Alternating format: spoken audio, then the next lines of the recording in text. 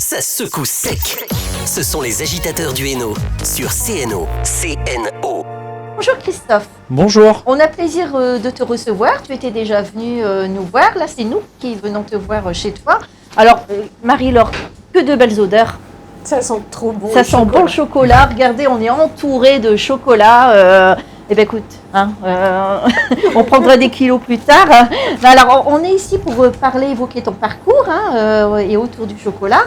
C'est un jeu de mots, on va dire. C'est ça. Et on va laisser la parole à Marie-Laure. Oui, alors bonjour à tous, bonjour Christophe. Bonjour.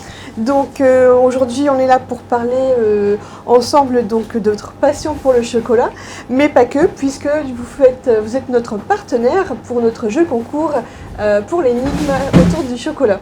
Exactement. Voilà, on en dira plus juste après, suivez-nous jusqu'au bout. Donc tout d'abord, comment est né Autour du chocolat ? Alors Autour du chocolat était il y a très très longtemps à la base une association qui faisait des ateliers chocolat, puisque j'étais chocolatier en Belgique vers Bruxelles.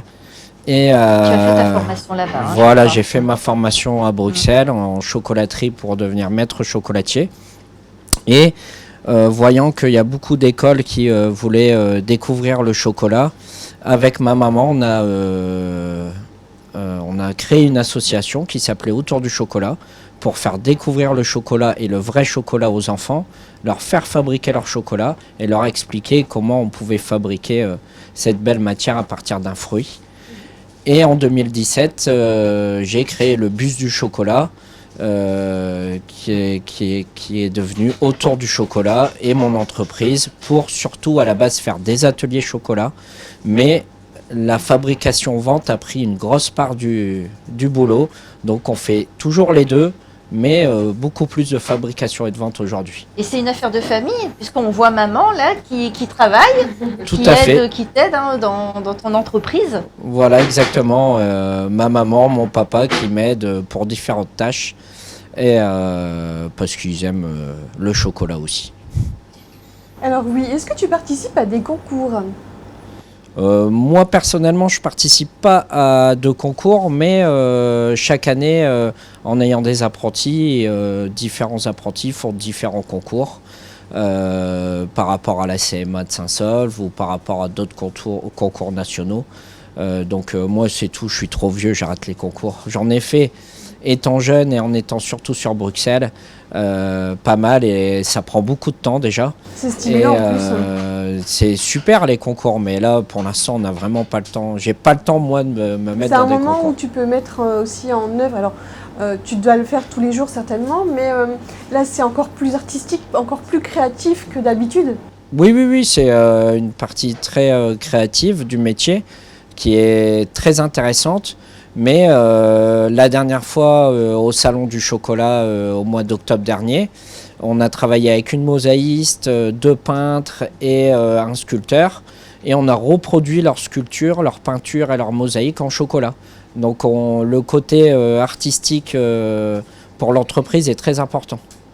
Tout à fait. Et alors pour faire ces réalisations, combien de temps faut-il et quelle matière tu utilises, quel chocolat ? Alors on utilise différents chocolats noirs, blancs ou lait. Nous on travaille avec beaucoup de chocolat grand cru. On fabrique le chocolat à partir d'une fève, d'une plantation. Comme derrière on peut voir les tablettes, il y a des fèves qui viennent du Vietnam, de la Philippines, Pérou, Ghana, Cameroun. Et les fèves sont différentes dans chaque pays ? Ah ouais, les fèves et le goût est bien différent. D'accord. Et nous, on a accès à une plantation au Cameroun avec 8 autres chocolatiers en France qui sont exclusives à nous. Donc ici dans le Nord, le chocolat au lait Cameroun et le chocolat noir, on est le seul à le commercialiser, à le fabriquer.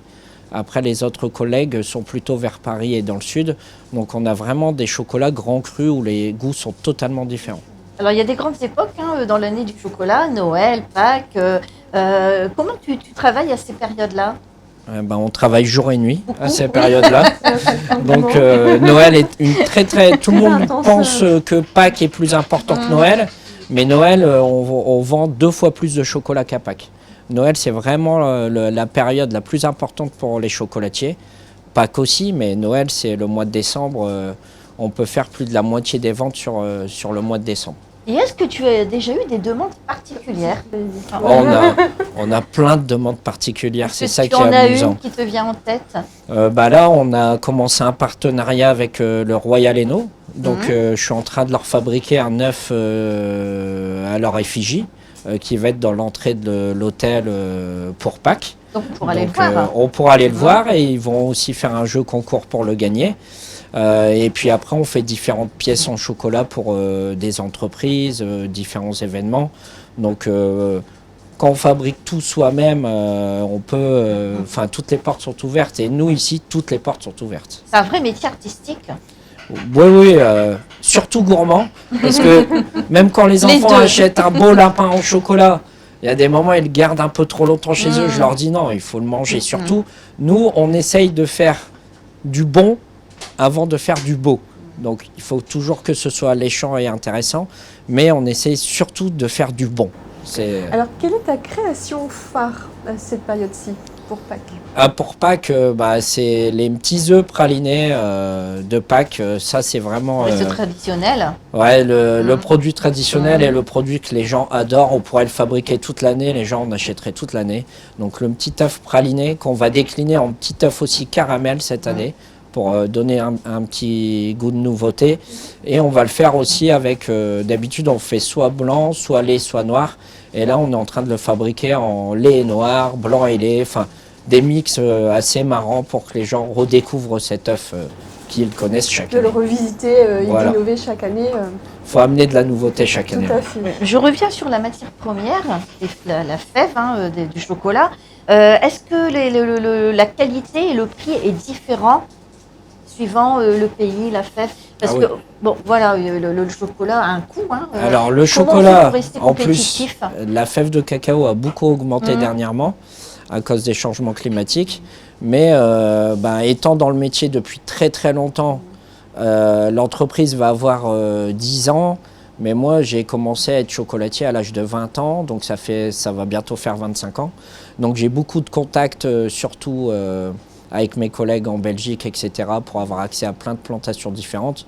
Donc on arrive à avoir des prix assez stables et des prix, nous, ici, on est rapport qualité-prix, on est au top. Donc on a vraiment du bon produit au bon prix, quoi. Alors que bien souvent, on paye beaucoup trop cher le chocolat de qualité. Nous, notre fer de lance, c'est de rester accessible pour tout le monde. Par contre, il y a certains chocolats qui coûtent très très cher et où on fait des gammes différentes selon les pays, quoi. Donc derrière, il y a ton atelier. C'est ton atelier unique? Non, il y a une partie d'atelier, mais on a un grand laboratoire ici, pas loin. On est en plein déménagement. On était avant aux anciens abattoirs avec un grand laboratoire de 350 mètres carrés. Et là, on est en train de reconstruire un tout nouveau Faubourg Sainte-Catherine. Pour fabriquer encore plus de chocolat. Encore plus de chocolat. C'est donc de futurs projets. Voilà, des projets qui pour continuent. Cette année. Ouais, pour cette année, exactement. Et puis, être prêt pour la réouverture du musée. Ici... c'est vraiment un endroit stratégique ici. Super bien ici à côté le marché, voilà, c'est un rayon de soleil et c'est parti. Et puis notre terrasse est assez agréable où on peut venir y manger un bon bout de chocolat. D'ailleurs, on invite tout le monde à venir. Et le chocolat chaud, il est fait maison aussi, faut le dire. Et après Pâques, on commence la fabrication des glaces. Parce que ça va être l'été. Donc toute l'année, il y a une occasion donc, de venir et de satisfaire sa gourmandise. Alors encore une chose, j'aimerais aborder du coup, je sais que vous avez aussi en ce moment en train de travailler sur un projet en partenariat avec une apicultrice. Exactement. On s'est rencontrés. Est-ce que vous pouvez nous en dire plus justement? Pendant le marché de Noël du Royal Hainaut, justement, on revient sur le Royal Hainaut, on y fait plein de belles choses. Ma voisine était une apicultrice et elle a vu que je faisais des bons chocolats, j'ai vu qu'elle faisait du bon miel, donc on s'est dit pourquoi pas faire quelque chose ensemble. Et allez, on y va. Donc là, on a fait différents tests pour faire différents bonbons de chocolat au miel, au praliné ou des tablettes, etc. On a fait vraiment plein de tests. Et ça va être juste après Pâques commercialisé. Une vraie pépite d'or, ça aussi. Puis Je le sens bien. c'est bon, c'est très bon. C'est le moment, Marie-Laure, d'évoquer l'énigme. Et oui, on attend avec impatience la réponse à la question. Donc en fait, la question était, pour fabriquer le chocolat, nous récoltons le fruit du cacaoyer. Quel est son nom, Christophe? Exactement. C'était l'énigme. Donc, le fruit du cacaoyer s'appelle la cabosse. Donc, on récupère ce fruit dans le cacaoyer pour récupérer ensuite les fèves à l'intérieur. Très bien. Est-ce que vous pouvez justement nous en dire un petit peu plus là-dessus avant de terminer? Alors, on fait le cacaoyer. Il y a 2 récoltes dans l'année. Donc, c'est tous les 6 mois. Une fois que la cabosse est assez grosse et un peu de couleur orangée, rouge, ça dépend aussi des pays, on la coupe soigneusement sur l'arbre, on la récolte, on ouvre la cabosse en 2 qui s'appelle l'écabossage. À ce moment-là, la fève de cacao est toute blanche parce qu'il y a une pulpe autour comme quand on épluche une orange. On l'étale sur le sol avec des feuilles de bananier dessus pour la laisser fermenter quelques jours. C'est ce qui donne le goût au chocolat. Si cette étape n'est pas effectuée, le fruit gardera un goût de fruit et ne donnera pas un goût de chocolat. Après, on fait sécher les fèves au soleil et après, on nous envoie les fèves ici chez nous pour pouvoir les torréfier, les concasser, faire une pâte de cacao et faire les différents chocolats. Eh bien, on sait tout sur le chocolat. Marie-Laure, Exactement, il n'y a tout plus à qu'à aider Christophe dans ses ateliers. Exactement. Et tu fermes la boutique. Oui, parce que nous, on va tout manger sinon. Hein. Là, vous allez nous retrouver. Je vous dis pas. Hein. Christophe, merci beaucoup. Merci à vous. Bonne continuation. Merci d'être venu dans notre boutique. C'est avec plaisir. Avec plaisir. C'est tellement merveilleux Tout à fait, de venir ici et de partager tout ça avec toi. Quand tu veux, merci. Merci beaucoup. Les agitateurs, c'est terminé. Merci de nous avoir suivis. Retour de Réveil en Rire présenté par Patrick jusqu'à 13h sur CNO. Vous avez la possibilité de nous suivre sur Facebook Live et YouTube Live. Ça secoue sec. Ce sont les agitateurs du Hainaut sur CNO. CNO.